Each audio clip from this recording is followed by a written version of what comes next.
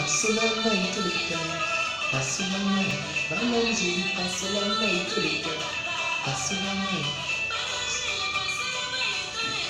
Des fois, il vous sera très difficile de découvrir le plan véritable de Dieu et comment ce que Dieu veut vous utiliser tant que vous n'osez pas sortir de votre zone de confort. Un passage favori que j'aime beaucoup dans la Bible se trouve dans le livre de 2 Rois, chapitre 7 à partir du verset 3. Mais nous allons lire simplement cette partie qui m'intéresse. Il y avait là 4 lépreux entre la Samarie, c'est-à-dire qu'ils étaient entre Israël et le camp des Assyriens. Alors ces 4 lépreux-là se dirent à eux-mêmes, quoi, resterons-nous là pour mourir? Non. Si nous repartons en Israël, en tant qu'Israélites et lépreux, ils nous chasseront et nous lapideront. Déjà, ils nous ont mis dehors, ils nous ont mis à la frontière entre Israël et les Assyriens. Alors, qu'est-ce qu'on peut faire? Il nous reste le camp des Assyriens. Mais là-bas, ce sont des ennemis, ils vont nous tuer. Qu'est-ce qui va se passer?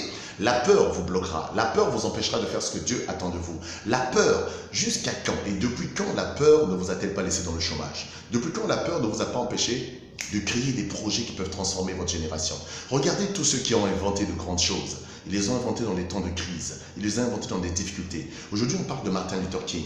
C'était une crise aux États-Unis en ce moment-là. Les Noirs n'avaient pas la possibilité de s'exprimer. Aujourd'hui, on parle de André Bell, on parle de toutes ces personnes qui ont inventé la lumière, le téléphone. Mais c'était un temps de crise où il y avait un besoin. Alors, ces 4 lépreux-là avaient un handicap. Ils avaient leur peau recouverte de lèpre.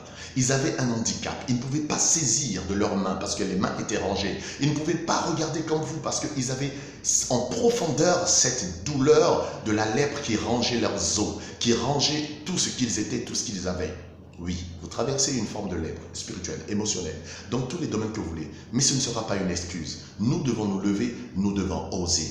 Ces 4 lépreux se levèrent et allèrent dans le camp des Assyriens, ne sachant pas qu'une prophétie avait été donnée en Israël en la faveur du peuple de Dieu.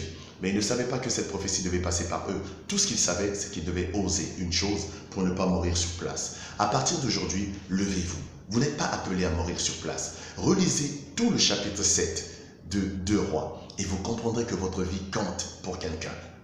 À ce soir, pour la prière.